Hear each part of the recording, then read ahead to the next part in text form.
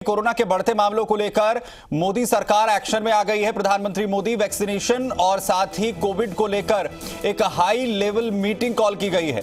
आपको बता दें कि जिस तरीके के हालात देश भर में नजर आ रहे हैं उसे लेकर एक्शन में अब प्रधानमंत्री मोदी हैं। वैक्सीनेशन और कोविड को लेकर एक हाई लेवल मीटिंग अब बुलाई गई है।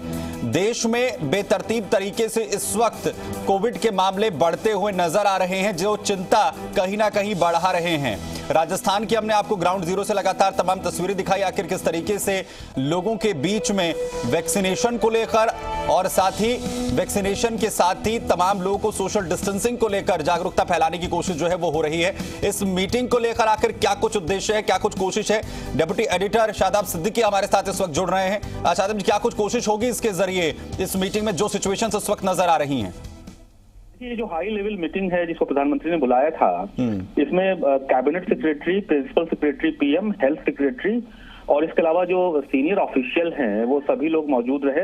और खास तौर पे जो वैक्सीनेशन का जो काम चल रहा है पूरे देश में उसको रिव्यू किया गया और उसको किस तरीके से बढ़ाना है उस पे विचार किया गया। देखिए अभी तक का जो डेटा है वो देश में तकरीबन 7.5 करोड़ लोगों को अभी वैक्सीनेशन की डोज दे दी गई है, जिसमें से 6.5 करोड़ लोगों को फर्स्ट डोज दी गई है, मतलब फर्स्ट और 1 करोड़ लोगों को सेकंड डोज दी गई है। तो ये 6.5 करोड़ लोगों को अभी सेकंड डोज दी जानी है। इसके अलावा तमाम स्टेट से डिमांड कर रहे हैं कि वो अपने राज्य में वैक्सीनेशन की डोज बढ़ाना चाहते हैं, तो उसके लिए सेंट्रल गवर्नमेंट को उसकी व्यवस्था करनी है, राज्यों को भेजना है।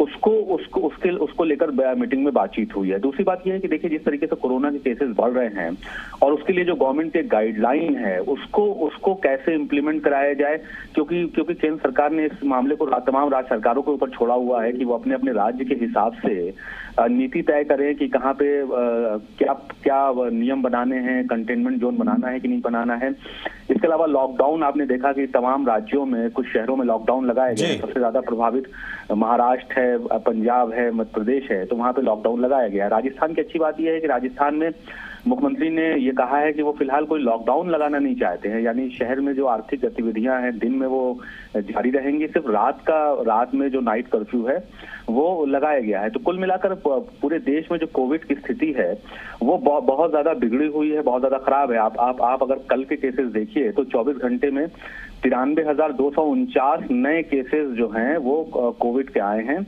और 513 डेथ पिछले 24 घंटे में रिकॉर्ड की गई है। तो आप अंदाजा लगाइए कि 93,000 केसेस नए आए हैं कोविड के। तो ये सचमुच एक भयावह स्थिति है और इससे केंद्र सरकार के साथ साथ तमाम राज्य सरकारें भी इसमें परेशान हैं कि इसको किस तरीके से डील किया जाए, क्योंकि अगर ज्यादा प्रतिबंध लगता है तमाम राज्यों में, अगर लॉकडाउन की नौबत आती है तो स्थिति खराब हो सकती है। इसलिए प्रधानमंत्री भी इस मामले में एक्टिव हैं और उन्होंने मीटिंग बुलाई है। कोई पैरामीटर शादाब जो है इसके लिए तय किए जा रहे हैं कि आखिर लॉकडाउन की सिचुएशन अगर बनती है, मसलन कुछ स्टेट्स ऐसे हैं जिसमें महाराष्ट्र का नाम सबसे आगे इस वक्त चल रहा है, जहां क्रिटिकल सिचुएशंस बहुत ज्यादा हैं, क्या इसके लिए कोई पैरामीटर्स तय किए जा रहे हैं कि आखिर इसमें किन सिचुएशंस में जाकर आप लॉकडाउन के लिए आगे प्रोसीड कर सकते हैं?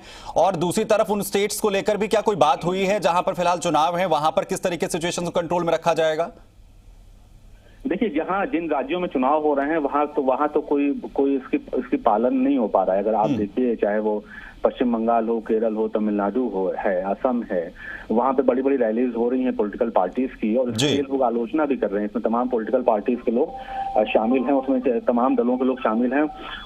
वो नहीं रुक पा रहा है। लेकिन यह है कि जो जहां तक ऐसे राज्य जहां पे इलेक्शन नहीं है उसमें केंद्र सरकार ने राज्यों के ऊपर छोड़ा हुआ है कि वो अपने अपने हिसाब से वैक्सीनेशन के लिए नियम बना दें। और अगर उनको लगता है कि लॉकडाउन की जरूरत है, नाइट कर्फ्यू की जरूरत है, डे कर्फ्यू की जरूरत है, तो वो अपने अपने राज्य के हिसाब से फैसला लें। देखिए राज्यों का जो मेन कंसर्न है वो केंद्र सरकार के पास अभी ये है कि वो वैक्सीनेशन की डोज बढ़ाना चाहते हैं। जैसे अगर मसला आप राजस्थान की बात लीजिए तो राजस्थान में तकरीबन जो पात्र लोग हैं, मतलब 45 साल से ज्यादा जिनकी उम्र है, तकरीबन 1/3 लोगों को वैक्सीनेशन की डोज अभी तक दे दी गई है।